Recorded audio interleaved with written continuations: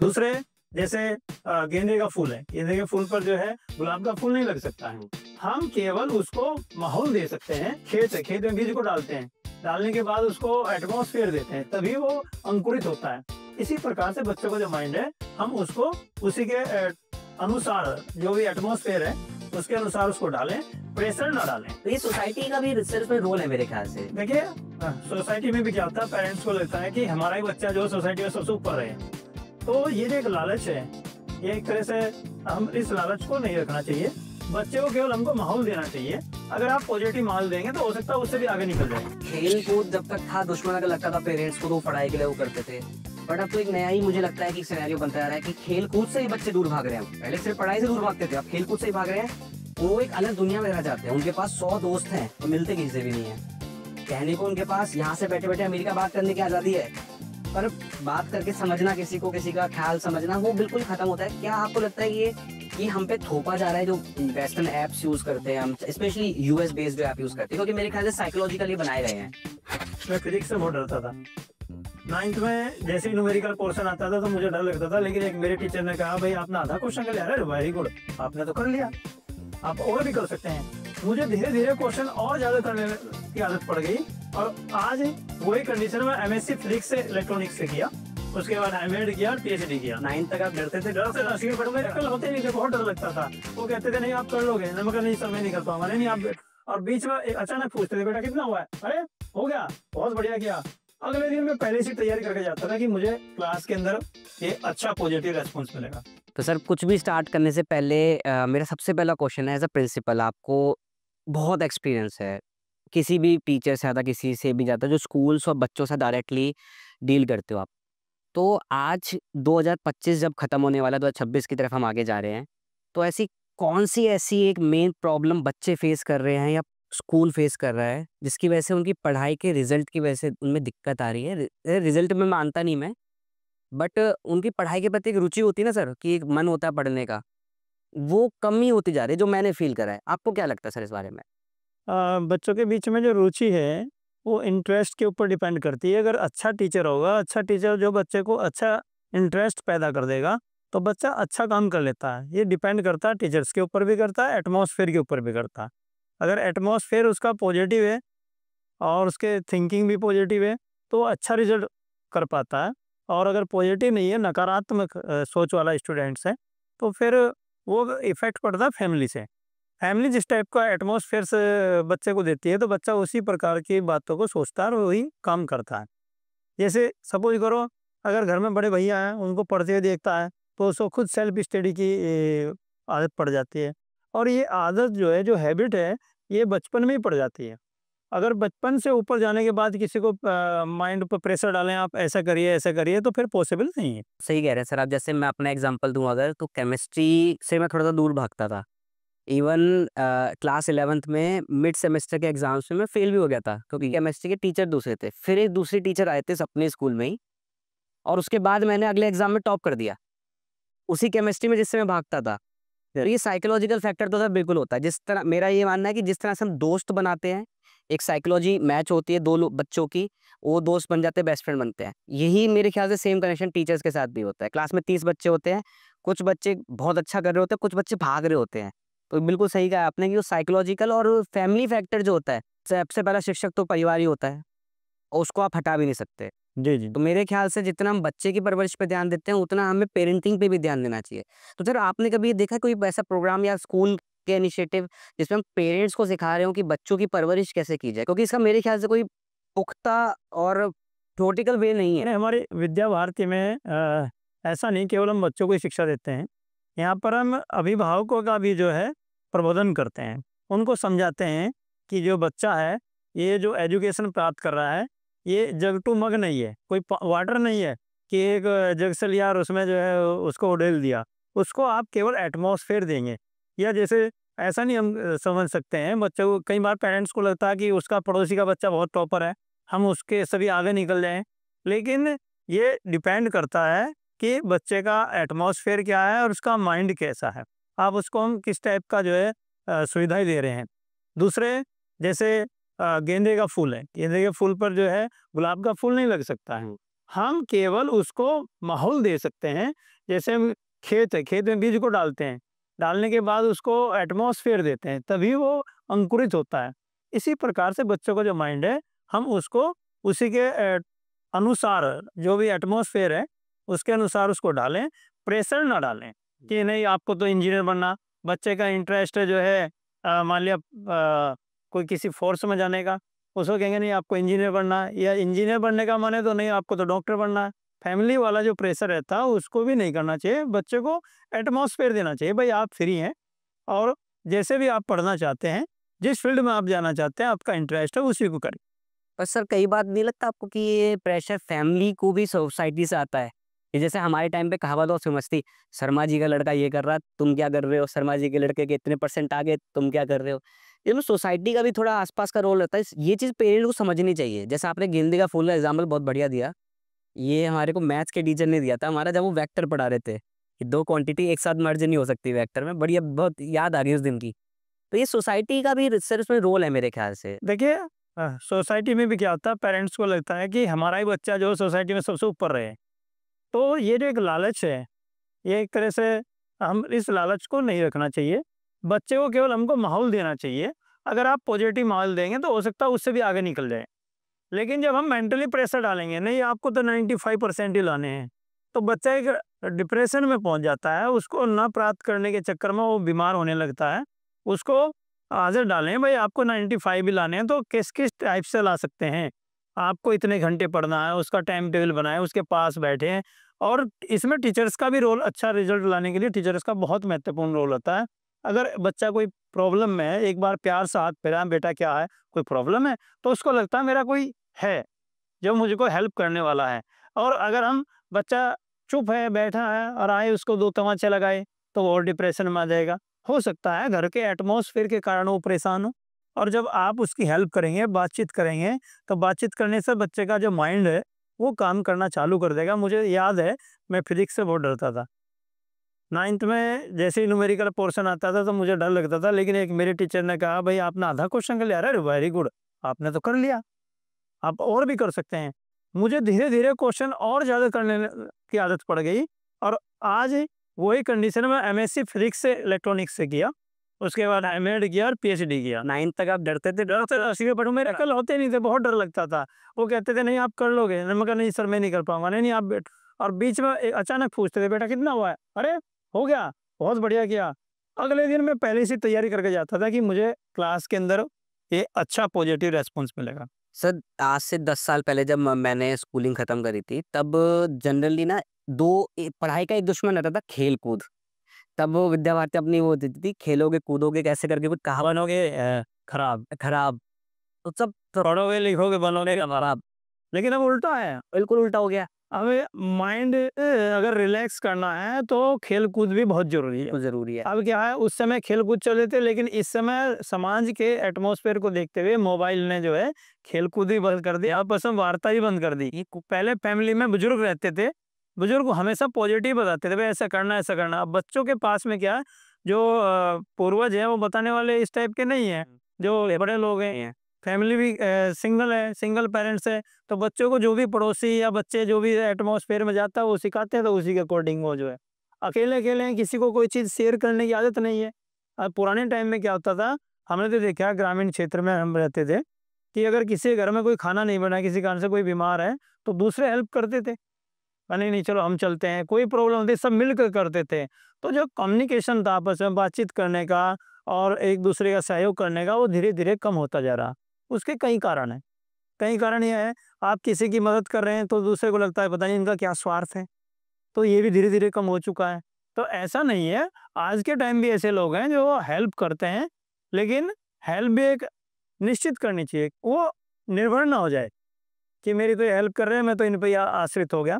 तो ऐसा भी नहीं होना चाहिए, इतनी भी हेल्प नहीं करनी चाहिए। खेल कूद जब तक था दुश्मन अगर लगता था पेरेंट्स को, तो वो पढ़ाई के लिए वो करते थे। बट अब तो एक नया ही मुझे लगता है कि एक सिनेरियो बनता जा रहा है कि खेल कूद से ही बच्चे दूर भाग रहे हैं। पहले सिर्फ पढ़ाई से दूर भागते थे, अब खेल कूद से ही भाग रहे हैं।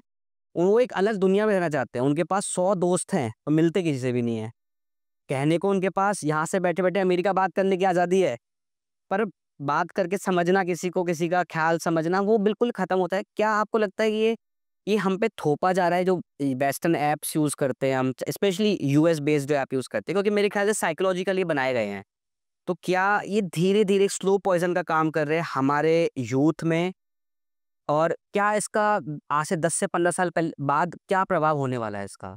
देखिए, जैसे अभी आपने खेल-कूद की बात की है, हमारी जो विद्या भारती है 42 खेल्स का जो प्रोग्राम कर रही हैं और विद्या भारती में हम ये मानते हैं जो बच्चा अच्छा खेल रहा है उसका रिज़ल्ट भी अच्छा है।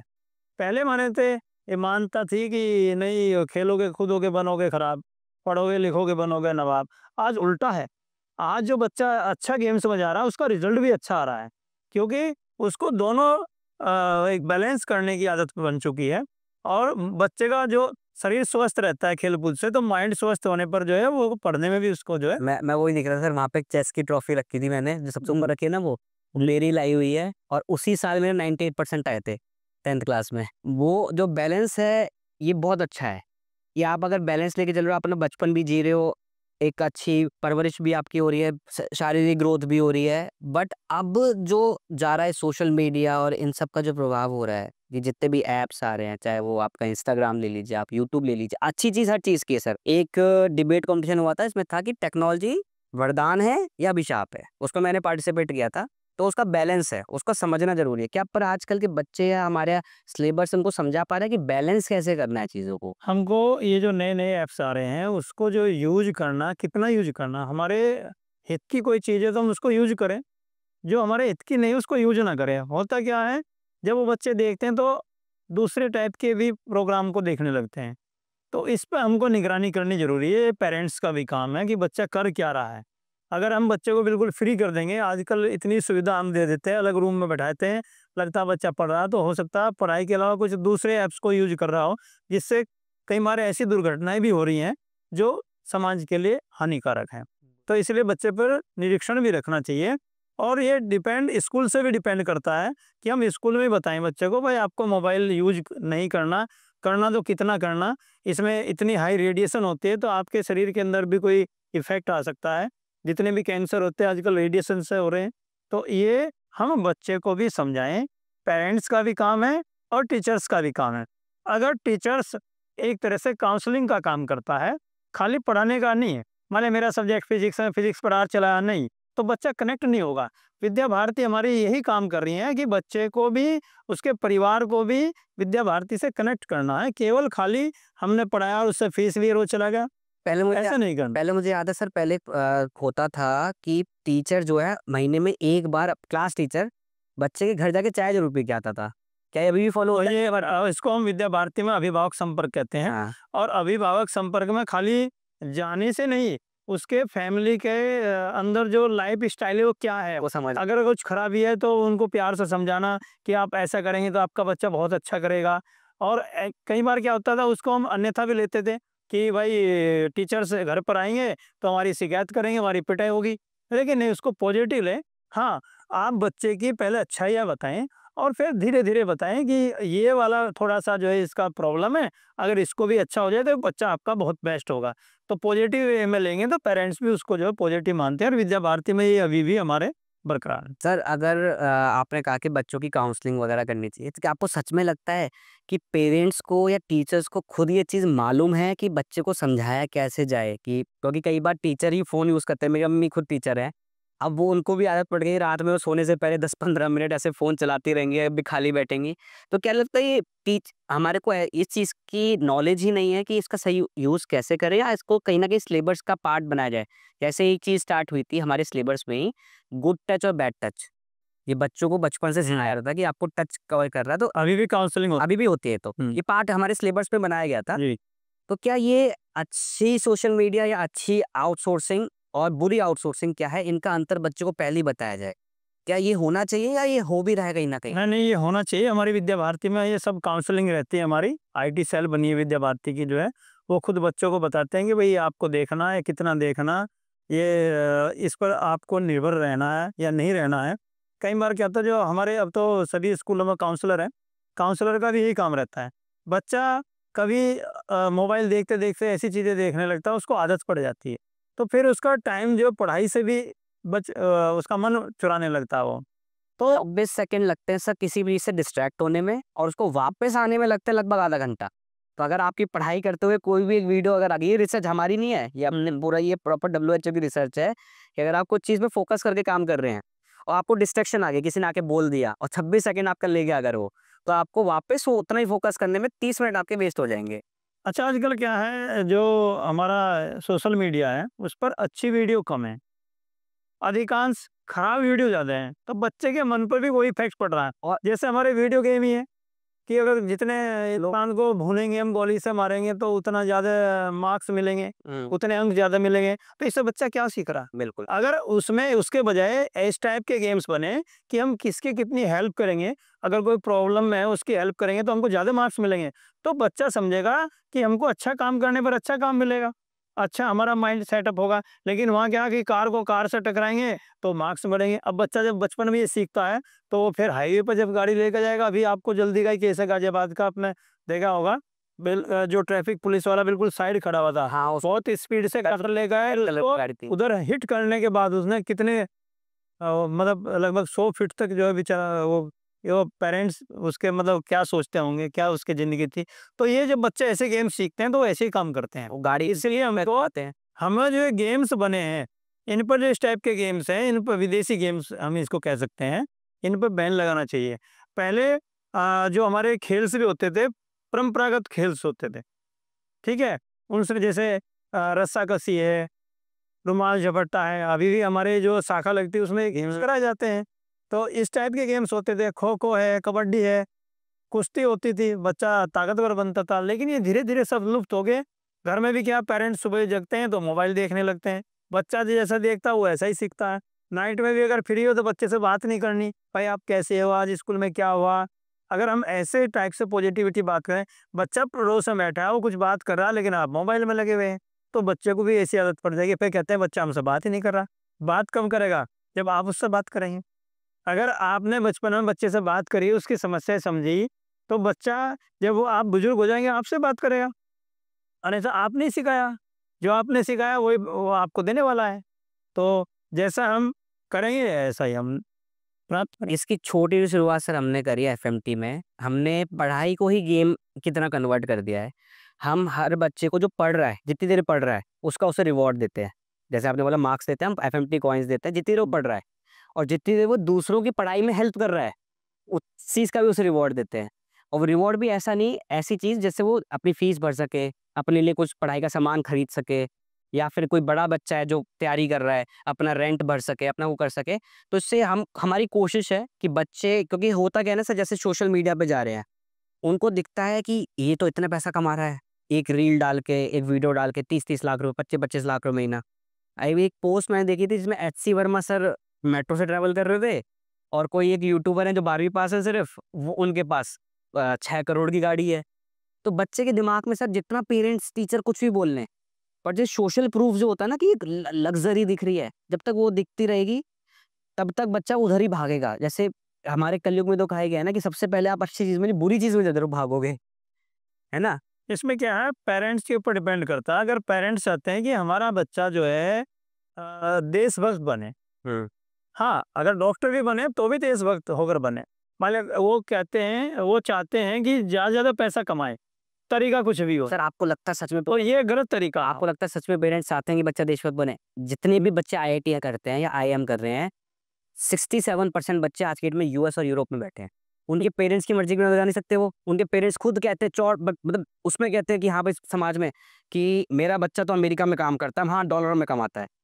जबकि चाइना में इसका उल्टा है, वो वहाँ जाएंगे, सीखेंगे और वापस अपनी कंट्री में आएंगे। जैसे एक अभी का रिसेंट एग्जाम्पल है, आपने देखा भी होगा, एक B2 बॉम्बर था जो अमेरिका के पास था पिछले 25 सालों से, उसको कॉपी नहीं कर पाया था कोई भी, चाइना ने कर दिया आधे दाम में, उससे बेहतर बेहतर बना दिया। क्यों? क्योंकि वहां वो गए, सीखा, देखा, ऑब्जर्व करा, वापस आए, इम्प्लीमेंट करा। इसलिए चाइना 1990 तक हमारे बराबर था, बट 35 सालों में ऐसा क्या हो गया? क्योंकि आईआईटी जाना कमर्शलाइजेशन हो गया है, और आईआईटी जैसे कॉलेज हमारे पास और है नहीं प्राइवेट में। मेरे को नहीं लगता कि आईआईटी लेवल के जिनकी फंडिंग है, जितनी लैब्स हैं, जितनी भी लैब्स हैं वो हैं। क्योंकि मैं बाहर भी देख के आया था, वह छोटे छोटा कॉलेज भी होता है ना, उसके पास पूरा इंफ्रास्ट्रक्चर होता है सर। वो बच्चे की ओवरऑल ग्रोथ में काम लगते हैं, और बच्चे की जो इकोनॉमिकल पार्ट होता है। जो मैंने अपनी थ्रू आउट लाइफ में समझा कि जितना साइंस ज़रूरी है, उतनी ही इकोनॉमी की समझ भी बहुत ज़रूरी है। जैसे हम प्लेन बनाता था, तो हम प्लेन को डिज़ाइन इस तरह से करते थे कि वो एफिशिएंटली उड़े, ज़्यादा से ज़्यादा लोगों को लेके उड़े, ताकि कॉस्ट कम आए, ना कि बहुत बेहतरीन दिखने में हो। तो ये चीज़ सर क्या हम लैग कर रहे हैं, पेरेंट्स लैग कर रहे हैं, क्या हम दूसरी तरफ वेस्टर्न की तरफ भाग रहे हैं? करवा सकते हैं इसका? आजकल का जो वातावरण है, सबको पैसा चाहिए। वो बच्चे को जब हम पहले से ही सिखाएँगे कि आपको अधिक से अधिक कमाना है, किस टाइप से कमाना है, ये नहीं सिखाएँगे।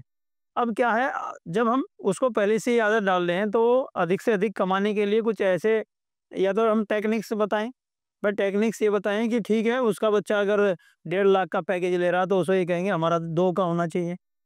लेकिन हम साथ साथ में ये बताएं अगर आप पैकेज बहुत अच्छा भी लें लेकिन आपको देशभक्त होते हुए ही काम करना है, कोई गलत काम नहीं करना। आप डॉक्टर बने लेकिन किसी गरीब का भी हेल्प करें। अब मान लिया डॉक्टर बने, ऑपरेशन के 5 लाख रुपए ले रहे हैं, तो आपको उसकी परिस्थिति भी देखनी चाहिए। वो 5 लाख देने लायक है भी नहीं है, कर्जे में दब के और बीमार ना हो जाए।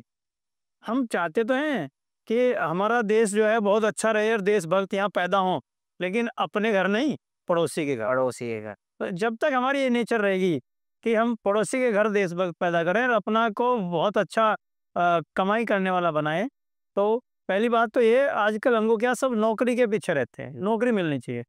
नहीं, हमको बच्चे का माइंड मेकअप करना चाहिए कि आप नौकरी देने वाले बने। ऐसा काम करें जिससे हम 4 और को 10 को 20 को हम नौकरी दें। अब उसको कह देंगे नहीं बस आपको तो जॉब करनी, जॉब करनी। उसका माइंड ऐसा हो जाएगा, बस वो चाहे वो जॉब उसको छोटी मिले जॉब के चक्कर में। अरे ऐसा उसको बताओ कि आप 20 को 50 को 1000 को और जॉब दे सकते हैं, आपका माइंड ऐसा है। आप खुद ऐसा काम करें। इसलिए उसको छोटे क्षेत्र में ना रखकर बड़े क्षेत्र में उसका माइंड जो है विकसित करना। ये यही फ़र्क है सर हम में और यूएस में। जैसे यही छोटा चीज़ जो आपने बताया ना, ये बहुत ही एक बारीक लाइन है जो आपने पकड़ ली सर। क्योंकि यहाँ पे जॉब कर लो, अच्छी जॉब कर लो, आईएएस बन जाओ, डीएम बन जाओ, उसके ऊपर सरकारी जॉब ले लो, और ये हमारे समाज का एक पार्ट बन गया है। उसको लड़ने का, खुलने का, अपने आप को रखने का, क्या कोई बहुत बेहतरीन चीज़ें कर सकता है। मैं अपने ही स्कूल का एग्ज़ाम्पल देता हूँ सर। 2012-13 के एक सीनियर थी हमारी, 3 से 4 साल थी, वो स्कूल टॉपर थी, डिस्ट्रिक्ट टॉपर थी 12वीं में, आर्ट्स से थी वो। हुआ क्या अगले साल उनके साथ, सोचिए आप, उनके पेरेंट्स ने उनकी शादी करा दी। बताओ उसकी लाइफ वही।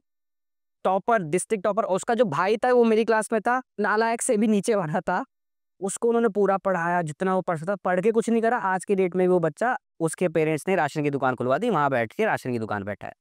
जिसको मौका मिलना चाहिए, उसको मौका नहीं मिल रहा। जैसे सर मैं आज की डेट में जो मैंने फ़ील करा है, अगर किसी को आईएएस की तैयारी करनी है, अगर आप नॉर्थ की बेल्ट से हैं, लड़के हैं, आप 1 बार सोचिए, 2 बार सोचिए, 3 बार सोचिए, तब भी आपको करना है, तब करिए। पर लड़की हैं अगर आप, तो ज़रूर करिए। क्योंकि वो 2 साल जो तैयारी करेंगे, आप दिल्ली में आके इंडिपेंडेंस मिलेगी, आपको खुद सीखने का मौका मिलेगा समाज में। जो इंडिपेंडेंस मिलेगी उससे जो आप बदलेंगे, बेशक आप नहीं कर पाएँ, पर आप सीखेंगे बहुत। आपको वो आज़ादी मिलेगी, आपको फ़ील आएगी उस चीज़ की। ये डिपेंड करता है अभिभावक के ऊपर। बच्चे को क्या करेंगे, ये तो बहुत छोटा, वो 11th-12th में भी आ जाएगा, अपने से अलग कर नहीं करना चाहते हैं। पहली बात, अगर उसको कहीं मान लिया सपोज करो किसी सिटी में भेजना है, तो खुद जाएँगे उसके साथ। अरे उसको टिकट लेकर बैठाइए, जाने दीजिएगा, उसको क्या-क्या प्रॉब्लम होती है उसको फेस करने दीजिएगा।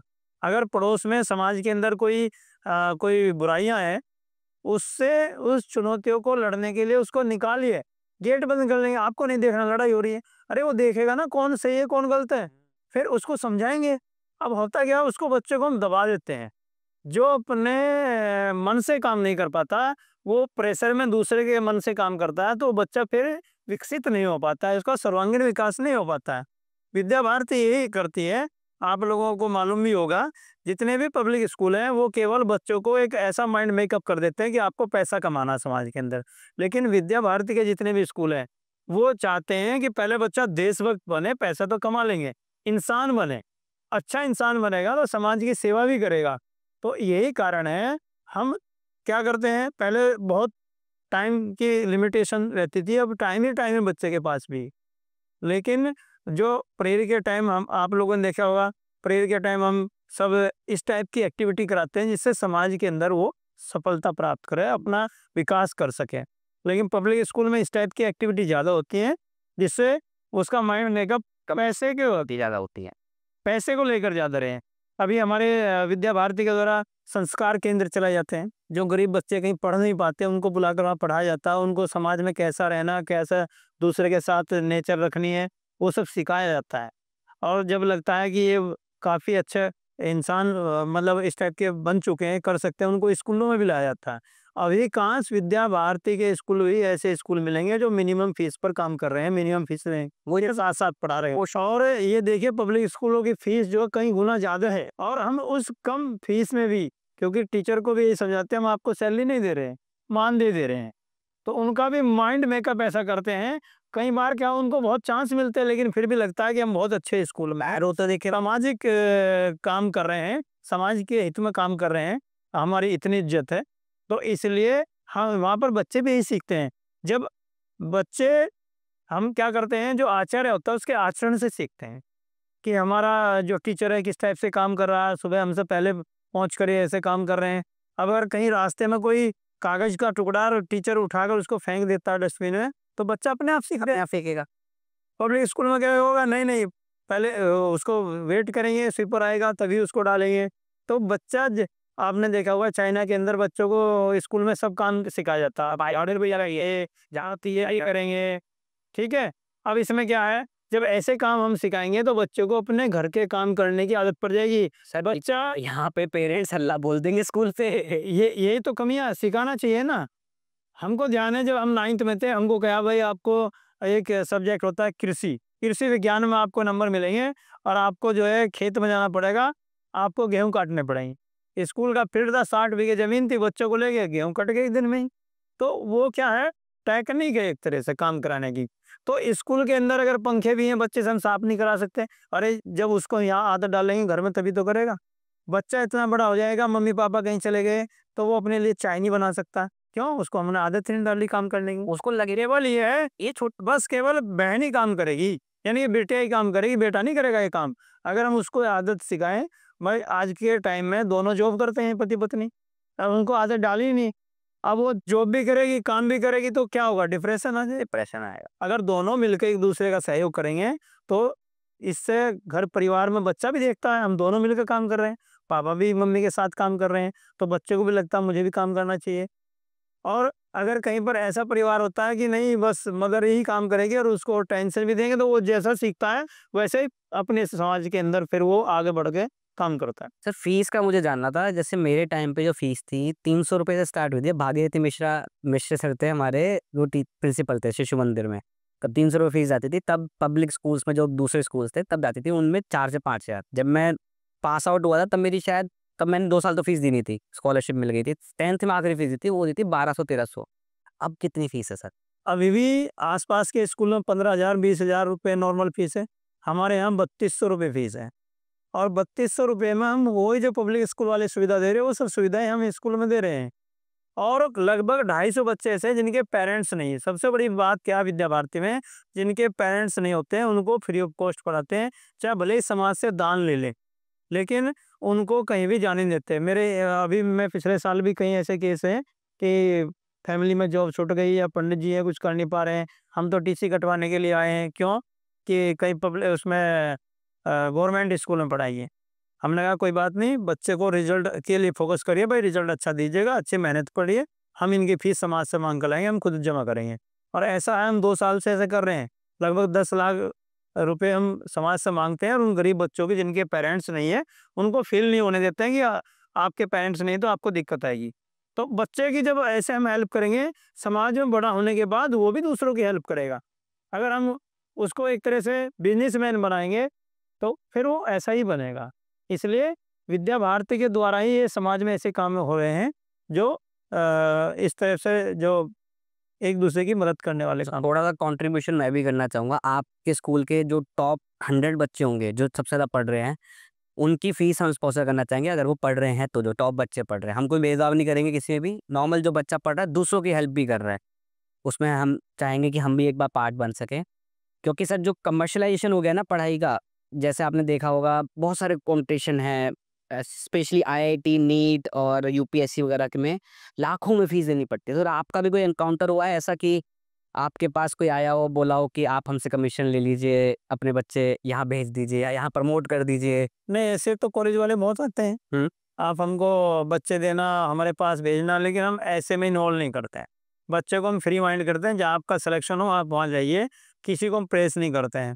बहुत आते हैं यहाँ पर, अनेक स्कूल आते हैं, लेकिन हम ऐसा कोई उनके साथ में जो बच्चों के साथ, हम बच्चों को हम ये बताते हैं भाई आप इस काउंसलिंग कराते हैं। अभी विद्या भारती हमारे जैसे आप पूर्व छात्र हैं, ऐसे पूर्व छात्र काउंसलिंग करते हैं कि विज्ञान वालों को कैसे आगे बढ़ना है, कॉमर्स वालों को ऐसे कैसे पढ़ना है। और आपको जानकर ताज्जुब होगा, किसी स्कूल में कॉमर्स लैब नहीं है। पहली कॉमर्स लैब अपने यहाँ पे विद्या भारती स्कूल में अपने अपने स्कूल में पिछले साल बनी है।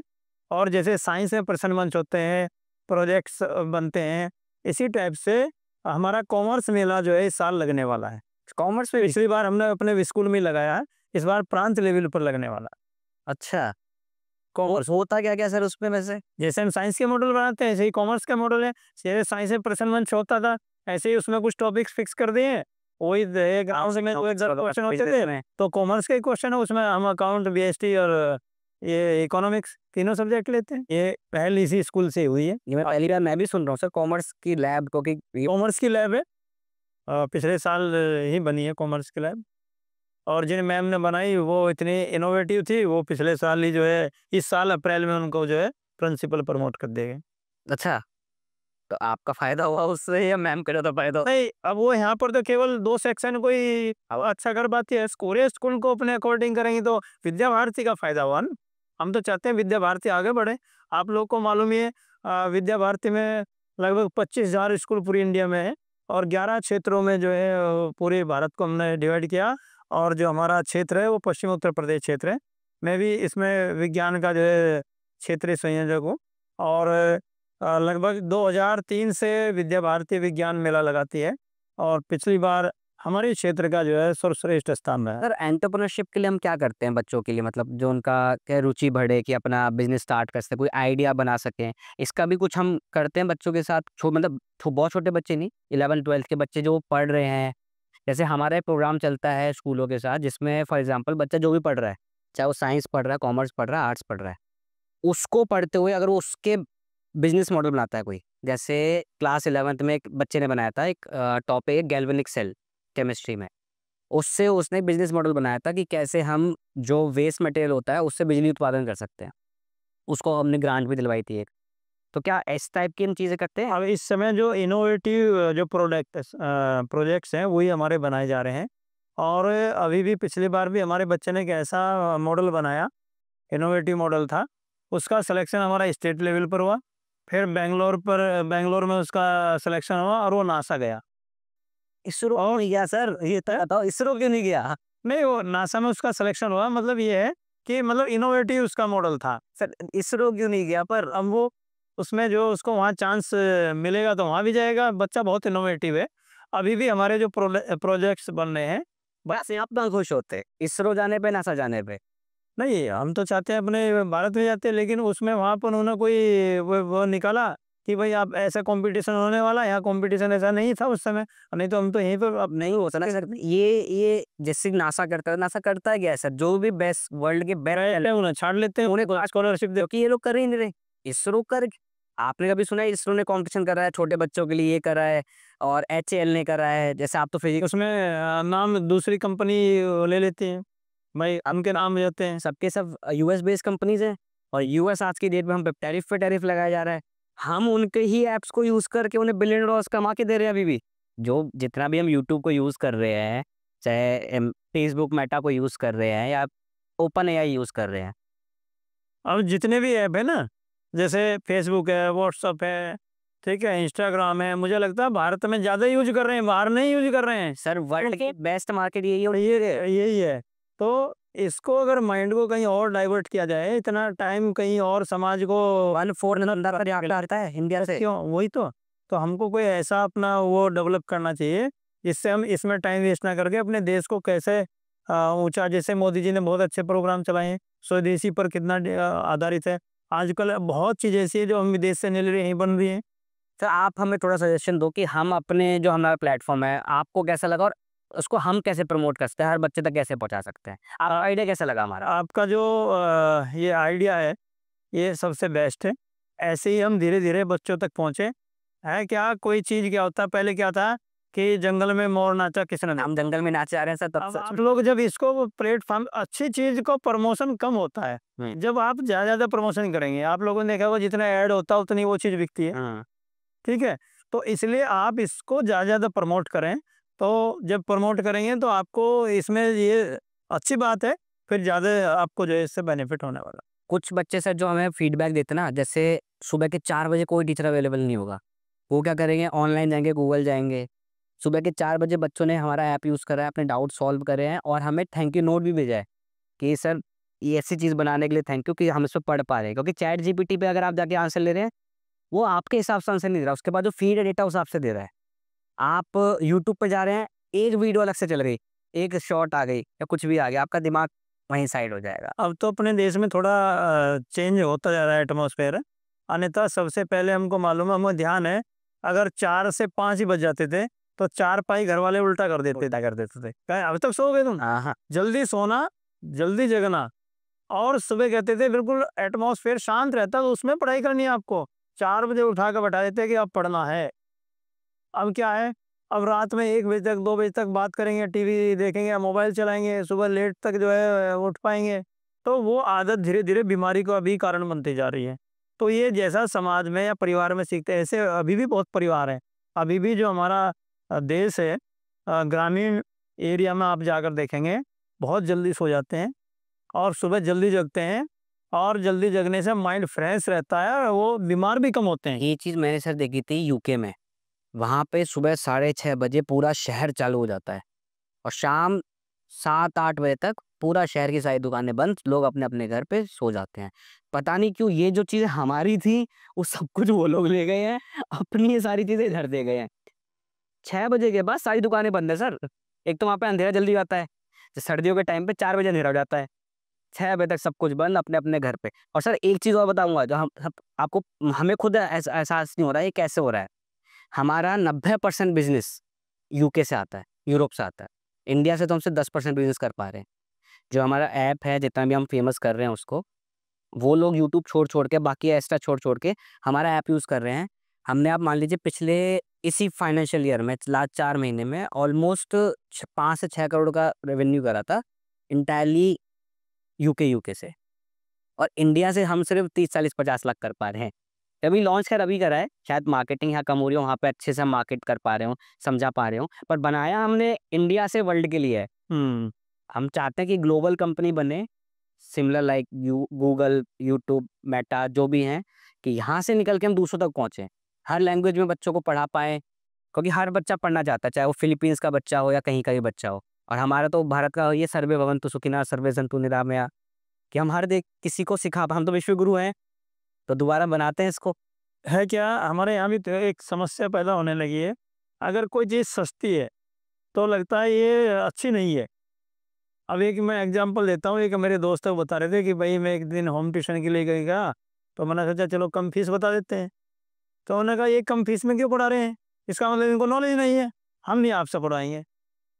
तो कई बार हमारी जो मेंटालिटी है ना, अब लगता है जैसे बहुत से अच्छे जो परिवार है, विद्या भारती में अपने स्कूल में बच्चों को क्यों नहीं भेजना चाहते हैं? उन्हें लगता है इनके यहाँ फीस कम है। जब आप उन्हें लगता है फीस कम है तो इसलिए टीचिंग अच्छी नहीं होती होगी। अपने घर का जबकि हमारे यहाँ बाकी पब्लिक स्कूलों में बहुत अच्छी टीचिंग होती है, हर सुविधाएँ मिलती हैं यहाँ पर जो है। मैं अपने घर का एग्जांपल देता हूँ। मेरे चाचा ने ही मेरा एडमिशन करवाया था जब शिशु मंदिर स्टार्ट हुआ था। जब हम आ गया था, मैं आ गया था 7वीं 8वीं में विद्या मंदिर से पूरा थ्रू आउट, और कहीं नहीं पढ़ा मैं। जब उनके बच्चे का एडमिशन आया, उन्होंने पढ़ाया किसी बढ़िया स्कूल में, रेयान-वेयान में। हुँ। उन्होंने कहा हमेशा देशभक्ति की बातें करते थे, ये करते थे। उन्होंने अपने बच्चे को ग्रेजुएशन के लिए भेजा ऑस्ट्रेलिया, मास्टर्स के लिए भेजा अमेरिका, ठीक है? बट मैं बिल्कुल उनका शुक्रगुज़ार करता हूँ कि मैं यहाँ से पढ़ा, जो एक्सपोज़र मुझे मिला। मैंने अपने स्कूल लाइफ़ में ऑलमोस्ट 45 ट्रिप करे थे, चाहे वो साइंस के हों, उसके हों, और जो पूरा इंडिया देखा था मैंने फ्री में, उसका जो एक्सपीरियंस है, उसने मेरे को बिज़नेस में बहुत हेल्प करा कि मैं समझ पाया लोगों की प्रॉब्लम्स क्या थी, क्या चीज़ें थी, कैसे समझना चाहिए, समाज है क्या, अलग-अलग लोग कैसे काम करते हैं।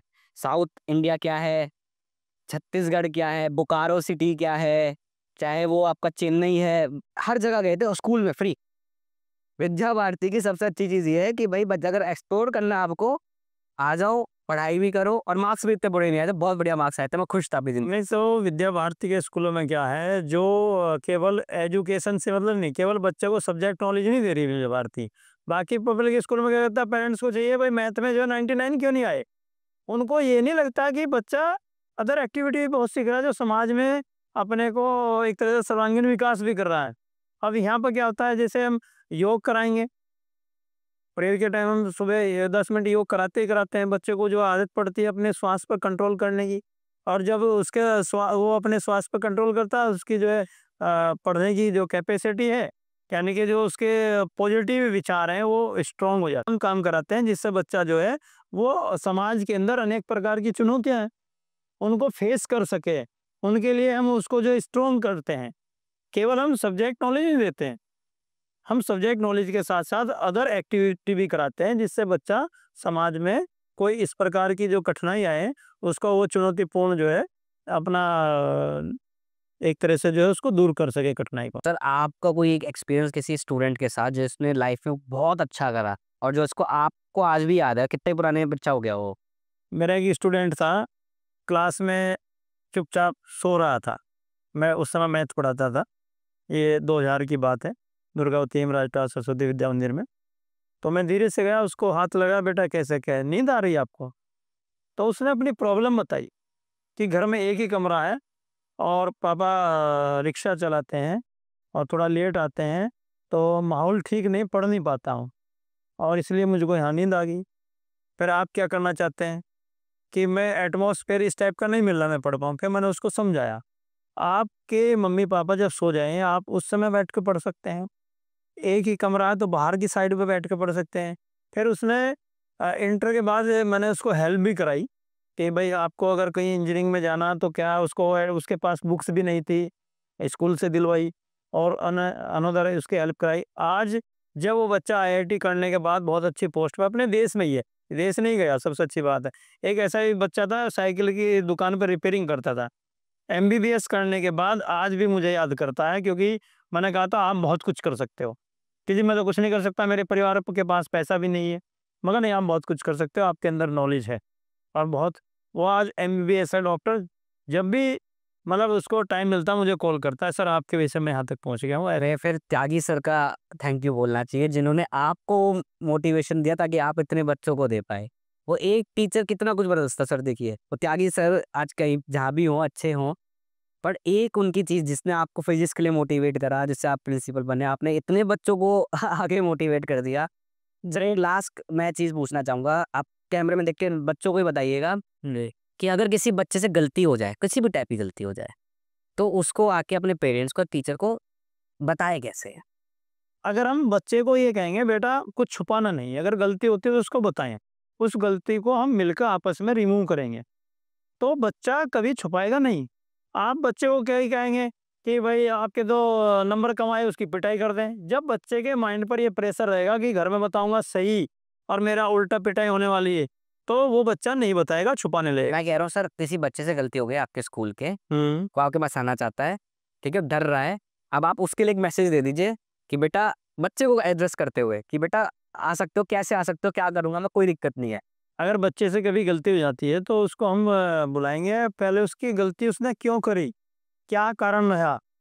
हो सकता है उसका एटमॉस्फेयर इस टाइप का हो, तो उसको पहले हम समझाएंगे, उसकी गलती को देखेंगे क्या गलती है, और उस गलती से वो दोबारा उसको गलती ना करे। जो उसने एक बार गलती की है उसको वही सेम गलती दोबारा ना हो, उसके लिए हम उसको समझ रहे हैं, बाकी क्या गलती करे आपके पास आ सकता है। हाँ बिल्कुल आ सकता है, और हम बुलाते हैं और उनको जो है हम इस प्रकार की उनकी जो समस्याएं होती है उनको दूर भी करते सर हैं, पेरेंट्स को भी समझ। आपने कभी ऐसा तो नहीं करा कि जैसे आप फिजिक्स के टीचर थे, तो आपको फिजिक्स के बच्चे बढ़िया लगते थे और ये आर्ट्स वाले बच्चों को आप एक आध लगा देते थे? मैंने ऐसा बिल्कुल नहीं किया, हम बच्चों को सबको इक्वल मानते हैं। हम केवल फिजिक्स को सर नहीं नहीं ऐसा नहीं है, हम केवल फिजिक्स के टीचर नहीं है।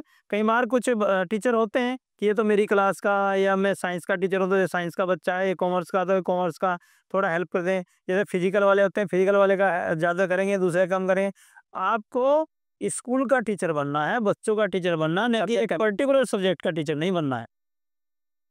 कई बार होता था सर हमारे टाइम पे, कुछ टीचर जो साइंस के होते थे वो कॉमर्स वालों को पेल देते थे, कॉमर्स वाले हमें कुछ हो जाता है, इस टाइप की नेचर भी रहती है, लेकिन आपको जो है ना पूरे स्कूल का टीचर बनना है, तो समाज में आपकी इज्जत रहेगी। एक प्रमोशन आप हमारा भी कर दीजिए, बच्चों को बोल दीजिए कि एफएमटी ऐप डाउनलोड करो, और किसी को भी लाख लाख रुपए देने की फीस जरूरत नहीं है, खुद पढ़ो, अपनी फीस खुद भरो। जैसे आप लोग से इतनी देर वार्ता हुई, आप लोग का जो ऐप है, एफएमटी ऐप, बहुत अच्छा लगा मुझे।